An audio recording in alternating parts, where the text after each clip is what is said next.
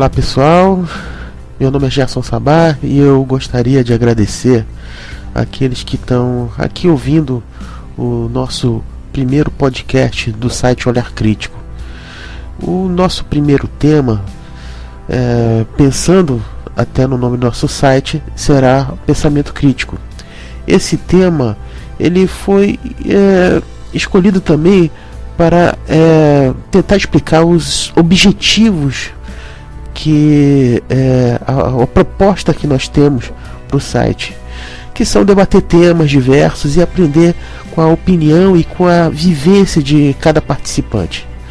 Até aí tudo bem, isso não tem nada de novo, muitos podcasts e muitos sites fazem isso, mas nós queremos tentar fazer de uma maneira que, pelo menos por enquanto, não vai ser tão original, mas tentar contagiar as pessoas a pensarem criticamente e tentarem fugir um pouco do senso comum e do politicamente correto que tornam os indivíduos assim, como uma manada que seguem cegamente um líder, entendeu? Com as suas opiniões. Todo tema tem que ser debatido, né? Tudo tem que ser pensado. Nós temos até que ter uma atitude até um pouco cética a respeito da vida, e é isso que a gente quer passar, entendeu? É sempre questionar, não aceitar tudo cegamente, né? Que é uma coisa que nós aqui no nosso país parece que nós tentamos fugir disso, né? De qualquer forma, eu quero agradecer aos participantes desse primeiro podcast, que deve ser até um podcast curto. É só realmente para nos apresentar. A partir daí a gente vai escolher novos temas, deve aparecer novas pessoas para discutir conosco, e o que queremos fazer também é que as pessoas pensem. Obrigado e vamos começar o podcast.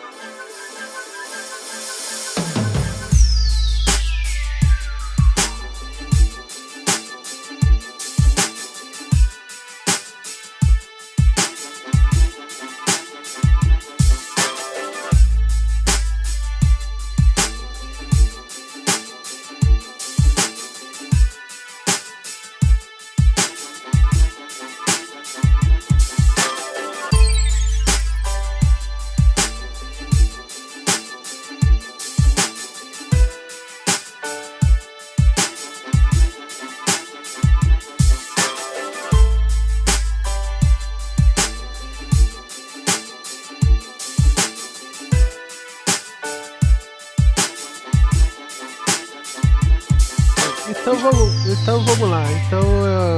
Começando a minha apresentação, estamos aqui com meus três companheiros, né? O Felipe, o Hélio Sampaio e o Juan Alves, né? E eu gostaria que eles agora falassem, né, o que eles pensam que é o pensamento crítico e como nós vamos abordar aqui no nosso site. Felipe, por favor, se apresente. Olá, eu sou o Felipe, eu sou carioca, eu moro em Goiânia. Sou formado em ciência social, militei um tempo, também trabalho como professor.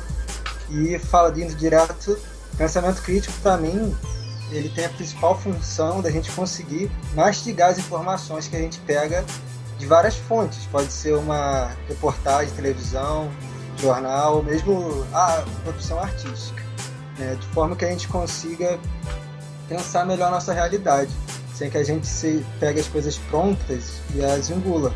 Estava falando isso um pouco antes. E para isso a gente precisa ter um mínimo de discernimento. Eu acho que as pessoas não são muito preparadas, não é interessante preparar muitas pessoas para isso, para justamente evitar ser massa de manobra, né? Porque a pessoa com esse senso crítico, ela não vai aceitar de primeira qualquer informação nova que surja, apenas porque tem, por exemplo, apenas porque é popular ou porque tem um verniz de autoridade. Então a pessoa pode pegar a informação, avaliá-la, certo? Entender de onde ela vem, para que ela serve, como a afeta, inclusive, né, reproduzir para outras pessoas o que ela pensou sobre isso. Isso é interessante. Isso, para mim, é um pensamento crítico. Porque quando a gente fala de crítica, normalmente, a gente pensa que é falar mal, né? E às vezes, você pode criticar até uma crítica. Porque às vezes o cara pega um trabalho artístico e faz uma crítica. Aí você acha que a crítica do cara é uma bosta. Aí você vai fazer a crítica sobre a crítica. Mas isso é até bom. Porque... Estão rindo aqui. Não, mas é até bom. Porque até para criticar tem que ter uma certa sabedoria. Principalmente quando na crítica você vai também informar outras pessoas, né? E sabedoria para aceitar a crítica também, né? Que vê que é para te acertar o caminho e não para você simplesmente falar mal. Porque geralmente apontam os erros. As pessoas não gostam muito de ter seus erros apontados. Dependendo de como é feito, qual o objetivo. A gente vai falar de crítica construtiva, ou então outras que existem. Como absorver as críticas. A crítica construtiva é a grande desculpa para criticar, né? O cara começa, vou fazer uma crítica construtiva já te desculpando, né? Você sabe que como professor, um grande papel nosso é criticar o aluno. Exato. Só que de uma forma pedagógica. Tipo, onde ele errou para que ele não erre mais. Essa é uma forma de crítica, se você pensar no conceito amplo, certo? Exatamente. Então, para ensinar. Ó, errou aqui por isso, vamos treinar isso, aquilo, para se melhorar isso. Pode ser na escrita, em qualquer área assim, de pensamento. Por isso que eu acho que é um conceito importante a pessoa saber o que é uma crítica, como fazer, como receber. Porque aí a pessoa consegue melhorar, né, o seu trabalho, o seu pensamento ao longo do tempo. E aí não fica estagnada, dogmatizada dentro de um pensamento único, ou só seguindo que a informação direto, assim, a informação que serve. Então é isso. Boa noite, boa tarde ou bom dia, dependendo da hora que vocês estão escutando. Vamos continuar aí. Agora você, Hélio. Bom, eu sou escritor, sou um propenso jornalista. E a crítica para mim, o Felipe falou muito bem, e é a forma que você tem como interpretar a realidade. Você vai ler um texto e às vezes você não entende por que esse texto está sendo escrito, qual é a finalidade. Eu fico sempre imaginando como é que foram as pessoas na Segunda Guerra Mundial, por que não entenderam que aquilo ali exatamente ia acontecer. Porque a falta de crítica para interpretar de um fato histórico e está se repetindo. E eu vejo que você está no presente e interpretar a realidade e traduzir da forma correta e não como querem que você entenda, é muito fácil chegar nesse ponto. É muito fácil você ser enganado, porque desde o ensino você é ludibriado para uma finalidade. Só querem que você pense até determinado ponto. É uma doutrinação, você diz, né? As escolas, por sua vez, e a internet até mesmo, nós temos muito mais a sexualidade colocada em alta aqui, pelo próprio interesse, vão se distraindo com outras coisas. E a importância da crítica é justamente isso. Você conseguir quebrar essas barreiras e você compor, entender o ser humano, o mundo que você vive, interage, a parte histórica, para entender até mesmo um pouco do que você pode vir no futuro e compreender o seu presente. A crítica serve para você compreender aonde você está. Não adianta nada você olhar estrelas e você pensar que só são apenas pontos luminosos. Você fica muito restrito por sua própria cultura, restrito pela sua própria inteligência. E a importância da crítica é justamente você ir galgando e aos poucos aumentando a sua compreensão da realidade. E isso é muito importante. Próximo. Bom, agora a opinião do Hélio. E eu vou passar agora pro Juan. Juan, o que você pensa? Boa noite, meu nome é Juan Alves. Eu sou carioca também, só que eu resido no Amazonas. Eu trabalho com política, mas sou funcionário do Estado como policial. Para mim, eu vejo o pensamento crítico como uma virtude que o ser humano hoje em dia não busca tanto quanto outras. Eu acho ela necessária. O viver em sociedade torna ela inevitável para você galgar melhores posições, para você galgar mais conhecimento intelectual. Você tem que ter um pensamento crítico. Você tem que saber avaliar o tipo de informação que chega até você e discernir ela em real ou fictícia ou invenção. Hoje em dia temos diversos tipos de informação que nos bombardeiam. Muitas delas são colocadas com propósitos diferentes do que a gente imagina que sejam, notícias fantasiosas, dados maquiados. E hoje em dia, se você não tem um pensamento crítico, você não é capaz de passar por esse tipo de barreira e você acaba sendo movido por massa de manobra. Assim como os outros participantes aqui do podcast falaram, sem um pensamento crítico, você acaba servindo de manada para o governo ou para qualquer outro tipo de instituição que queira te manipular.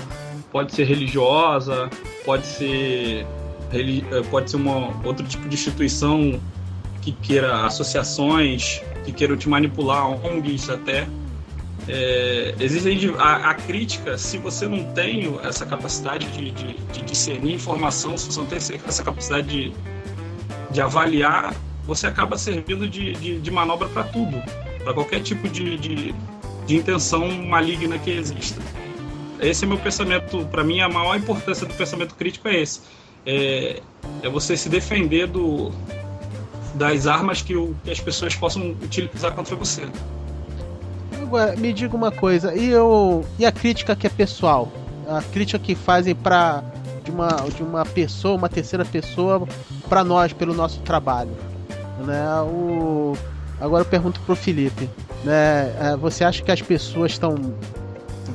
nós mesmos aqui que estamos nos expondo, falando nossos pensamentos, né? Alguém vai vir criticar a gente, né? Então, de certa forma, você acha que as pessoas estão preparadas para crítica aqui na nossa sociedade? Você defende de qualquer jeito, né? Por exemplo, o Hélio é escritor, né? Ele escreveu um livro, ele está sujeito a uma crítica, ele botou os pensamentos, as ideias dele, né? O humor dele num livro, né? Então ele está sujeito a uma crítica muito mais de nós que não escrevemos nada, né? Não estamos botando a cara a tapa, como se fala. Tá bom. Pois é. Então será que nós, como indivíduos, aguentamos a crítica? Porque fazer a crítica a uma sociedade, né, ao Congresso, a um político, é uma coisa, né? Mas nós, como indivíduos, a gente aguenta a crítica, da nossa mulher que reclama que a gente não lava prato, entendeu? Que a gente não faz o suficiente, que a gente não vai no supermercado com ela, ou que a gente não limpa a casa, né, como ela quer. Essas coisas aí você tem ouvido muito. Muito. Né? Mas isso é geral. Quem é casado, não é casado. Né? Quem é casado aqui que não ouve isso? Entendeu? Né? E quanto as críticas se restringirem a isso, até tá bom. Né? Quando for para outro nível é que fica difícil. O que você acha, Felipe? Bom, então, eu tava falando, comecei a abordar isso sobre aquele saber fazer a crítica e saber receber. Eu acho que tem um grande problema hoje em dia, assim, na contemporaneidade, é que o ego das pessoas é inflado, assim. A vaidade, né?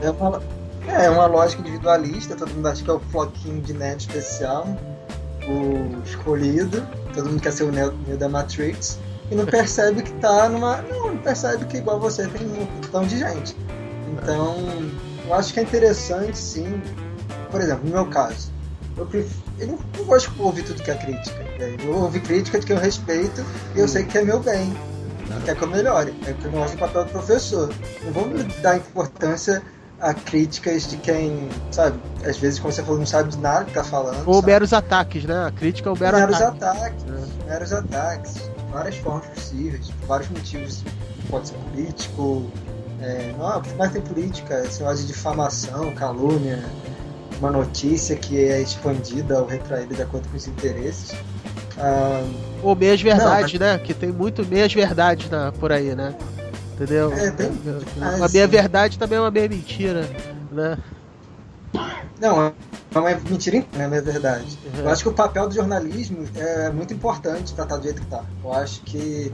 Mas ainda bem que a gente está numa época que a gente tem outras fontes, mas a gente precisa procurar, né? Geralmente quem tem o interesse de manipular busca as pessoas, né?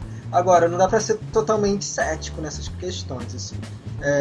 Porque tem uma questão de que a gente tem uma ideia, assim, do começo do iluminismo, que é a ideia do livre pensador, né? Livre pensador. É interessante, mas o livre pensador sozinho não faz nada.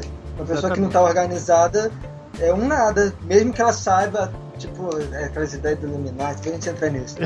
Vou mostrar isso aqui para todo mundo, que aí o povo todo vai nada, todo mundo já sabe disso, só que ninguém se importa, cara. Todo mundo sabe como é que é essas coisas. O cara falou dos dados manipulados lá, trabalhando um tempo no BGE. O BGE é interessante, que ele não manipula os dados, ele manipula as contas. Exato. As contas são feitas. Quando você vê que mudou alguma coisa no IBGE, mudou como o cálculo de pobreza foi feito. É a forma que eles interpretam os dados que muda. Né? Ele manipula a apresentação dos dados, na verdade. Isso, exatamente. É um pouco diferente do que tinha algumas sociedades, algumas coisas autoritárias que manipulavam assim, realmente o resultado. Mas aqui manipula-se de uma forma que ainda se mantém, se eu for pegar as contas, está certo. Mas a interpretação, o pensamento crítico, você vai ver. Vai ter nada disso. Por exemplo, quando alguém fala em desemprego, você considera alguém que faz bico, que vende sinal que vende bala no sinal empregado? Pois dificilmente você vai entender dessa forma. Exatamente. Mas pro IBGE é empregado. O IBGE é para estar desempregado, pelo menos na época que eu trabalhei faz uns 2, 3 anos, a pessoa tem que não ter buscado emprego. Se a pessoa não buscou emprego, não está desempregado, é como assim, não trabalha. Exato. Não buscou emprego, não está desempregado. É o critério. Ou se fez algum trabalho remunerado qualquer, seja R$20 por semana, também está empregado. Nossa. Esse é um índice que é... Não, é verdade. Mas além de saber interpretar que isso aí é um dado, você tem que buscar a informação para saber como é que esse dado está sendo apresentado. Além disso, você tem que... O pensamento crítico pode ir além e você procurar saber a quem serve essa manipulação. Sim, claro. Exato. Importantíssimo. Por isso que esse negócio de informação, de jornalismo, é muito importante, né? E pra gente buscar atrás, assim. Agora, ultimamente, não sei se vocês já ouviram falar, jornalismo de verificação. Não, explica aí. O que é isso? Isso é uma coisa muito importante. São grupos de jornalistas que se dão ao trabalho de simplesmente verificar as fontes. Às vezes apresenta-se numa reportagem, num discurso... Mas verificar a fonte é o... O cara falou é verdade. Sim, mas verificar a fonte é o trabalho do jornalista, né? É o trabalho, é o selho do trabalho. Jornalismo de verificação, sabe? Do trabalho do outro. Tá bom, tá certo. Ou até mesmo discurso político. Tá entendido. É isso, né? Eu guardei uns 3 temas aqui ao mesmo tempo. Talvez eu devesse ter focado só no questão mas tá certo. Mas é isso, eu acho que tem toda essa questão do ego, né, na sociedade atual, que é realmente impulsionado, né, por causa do pode produção, caralho, e agora a pessoa tem que ser individualista. A individualização é um processo na contemporaneidade, né? Só atomizado, não sei o quê, por várias formas. E aí acaba que a pessoa tem um ego, essa briga de egos, né? Teve um cara que falou, inclusive, problema acadêmico, né? A academia é um cara importante, não vou lembrar o nome dele. Mas a academia tá cheia de gente egocêntrica, né? Não, que é uma constelação de egos. Exatamente. Foda. Que acaba com o trabalho científico, né? O ego, eu acredito, porque, por exemplo, o cara apenas quer buscar as informações que ratificam o que ele... pensamento dele, certo. Pensamento, na verdade, o cara devia mudar seu pensamento de acordo com os fatos, né? Isso aí é um ponto. Entre outras coisas. Falando da crítica mesmo. Acho que isso foi até uma crítica do Jung pro Freud, né? Entendeu? Quando ele rompeu com o Freud, era uma coisa dessa. Ele não se atendia aos fatos, se atendia só ao pensamento dele, se adaptar ao pensamento dele. Os fatos que comprovam o seu pensamento. Não, exatamente. É isso. E Hélio, e você que é escritor, né, como é que tu encara uma crítica? Não, primeiro concluir um ponto ali que o Felipe falou. O que acontece? O jornalismo, as notícias em si, elas estão tão colocadas sem um estudo, sem aprofundamento, que tiveram que criar um próprio jornalista verificativo para ver se essas informações são realmente verídicas. Porque fica muito fácil, pela internet que você tem, pela forma como você tem para interpretar, a pessoa vai e escreve o que quer. E os jornalistas atuais, o que acontece? Além de ser uma profissão que muito sofrida, assim como todos os setores do Brasil estão sofrendo, estão se centrando só apenas em um. Então não se incumbe de verificar 3, 4, 3 fontes, por causa do tempo mesmo. Então vão pegar de outro e vai repassando. Só que isso acaba não sendo, pelo próprio tempo que você tem, pela própria necessidade que você coloca por você em termos de emprego. Então acaba saindo uma notícia não verdadeira ou muito afastada da realidade. Eu concordo contigo, mas só um adentro, né? O jornalista, se ele está repetindo a informação de outro, ele está criando boato, né? Então ele não está fazendo o trabalho dele. Essa que é a verdade, né? Você olha, tá o link e você compartilha. E você não sabe se aquela informação é verdadeira.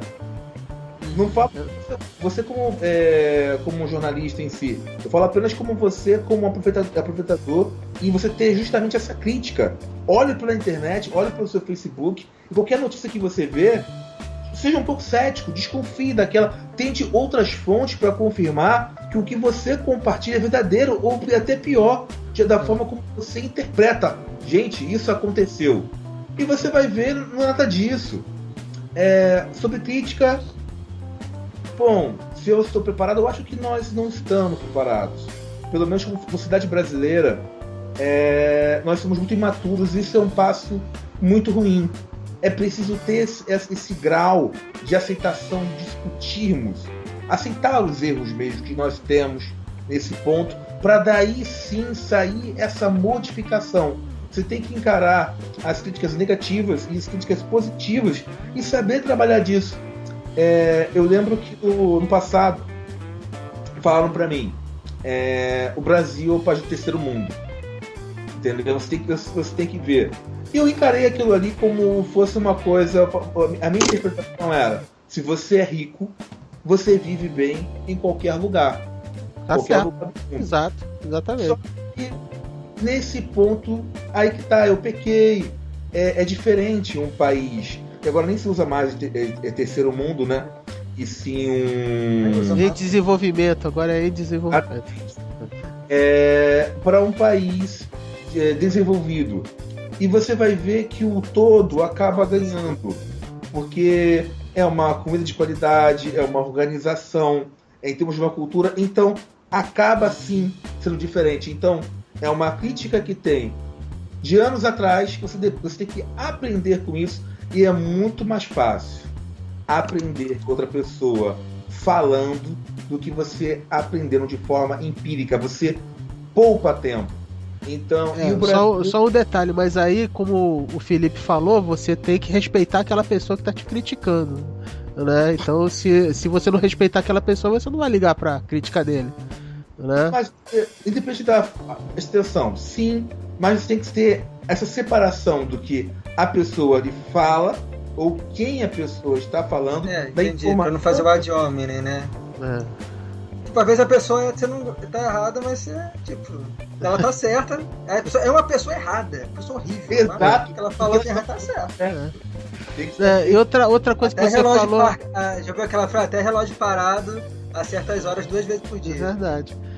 Uma outra coisa que você falou também do Hélio, do Facebook, bate com o que o Felipe falou também. A gente, quando tem o Facebook, a gente escolhe as notícias que concordam com o nosso pensamento, né? Porque a gente acaba entrando em grupos, né? E seguindo pessoas que têm mais ou menos o nosso pensamento. Mas isso também já faz parte psicológico. Então... eu me lembro que tinha um cara que tava no meu Facebook, que ele, durante o mensalão, ficava defendendo lá os mensaleiros, né? E eu acompanhava o debate lá no Supremo Tribunal, e eu falava, cara, eles estão lá, tá sendo julgado, né? Não tá sendo, tem o direito ao contraditório, isso aqui tudo. Chegou um ponto, né, que ele me excluiu. Entendeu? Ele me excluiu. E eu tava falando, cara, tudo que você tá falando, eu tô vendo na televisão, né? O que você tá falando não tá certo, tá errado, né? Está acontecendo. Aí, eu fico imaginando ele ouvindo no podcast. Ei, o cara que excluiu ele fui eu. Que venha ele debater com a gente, ué. Se ele me excluiu, é porque ele que não aguenta o debate, né? E você, Juan, o que você acha disso tudo, né? Você encara a crítica legal, como, né? Por exemplo, no teu trabalho, quando você tá lá, né, policiando os políticos, olha que perigo, né? Aqui no meu trabalho a gente lida com diversos tipos de crítica em grande quantidade, porque por mais que eu não seja figura pública, a gente trabalha com uma figura pública e a equipe toda acaba sendo alvo conjunto de jornalistas e até mesmo do público que foi eleitor do candidato para quem eu trabalho. Certo. E a gente lida muito com falsas informações. Eu vejo o jornalismo hoje brasileiro muito banalizado devido a essa experiência pessoal minha. Eu já passei por diversas notícias aqui caluniosas que saíram no jornal, que a gente tem certeza, a gente pede até o direito de resposta e às vezes não é dado. Agora com a lei de direito de resposta até ficou mais fácil, apesar de eu não concordar com todos os pontos dela, mas ainda assim muita coisa que vai na internet ela é colocada de forma caluniosa e ela cria um reboliço de informação. Várias pessoas compartilham sem procurar a fonte e acaba prejudicando as pessoas.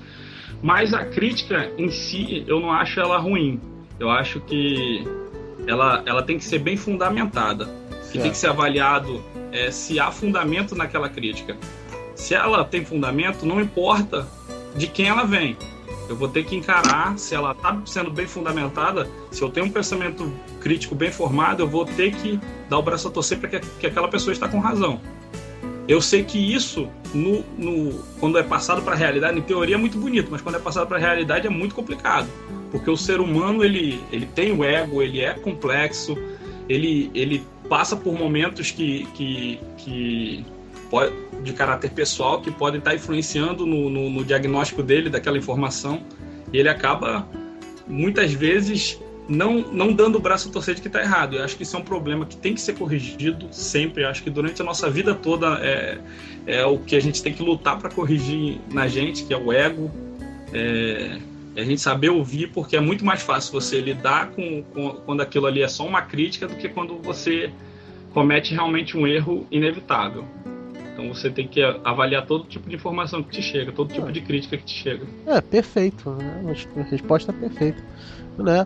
Bom, por exemplo, então esse seria o nosso primeiro podcast, que é mais, como eu falei, uma apresentação, né, da gente. A gente agora vai ter temas, né? Vão sugerir temas pra gente. A gente mesmo pode colocar temas que tá no cotidiano da sociedade, está sendo discutidos, pra gente nos debruçarmos criticamente, né? Olharmos criticamente para ele. Eu agradeço a vocês. Esse podcast vai ser mais curto, né? E os próximos a gente vai debater mais. Mas tá apresentado a maneira que a gente vai encarar esses temas, né? Que vierem à pauta. Tá certo? Agradeço a todos vocês. Podem se despedir, Felipe? Se despeça. Então, galera, tchau. Hélio, Obrigado por favor. Por escutar a gente. Isso. Vou até um até breve pro pessoal. E nossa, foi curto mesmo, hein? Realmente é só uma apresentação, como eu falei, né? Tá bom, então. E Juan? Até mais. Eu espero que rolem mais, porque eu acho importante esse tipo de debate, esse tipo de conversa. É muito importante para a gente difundir esse tipo de informação.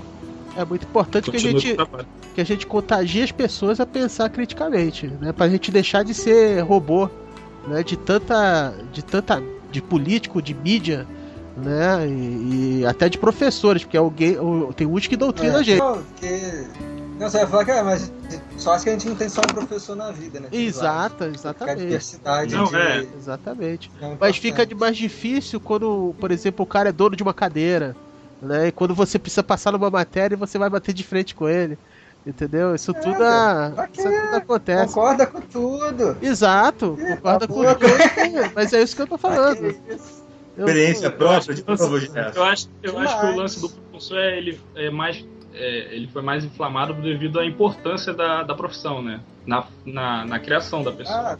O professor é essencial. Mas o professor pode te doutrinar, isso acontece muito. Sim, eu acho que devido à importância dele, maior o risco dele acabar cometendo esse tipo de erro. Sim. E com o Hélio, isso já aconteceu comigo, sim, de eu ter que passar numa matéria e concordar tudo com que uma professora me falava na faculdade. Senão não ia passar, né? Então, concordava com tudo. Ó, Japão é o porta-aviões dos Estados Unidos na Ásia, tá?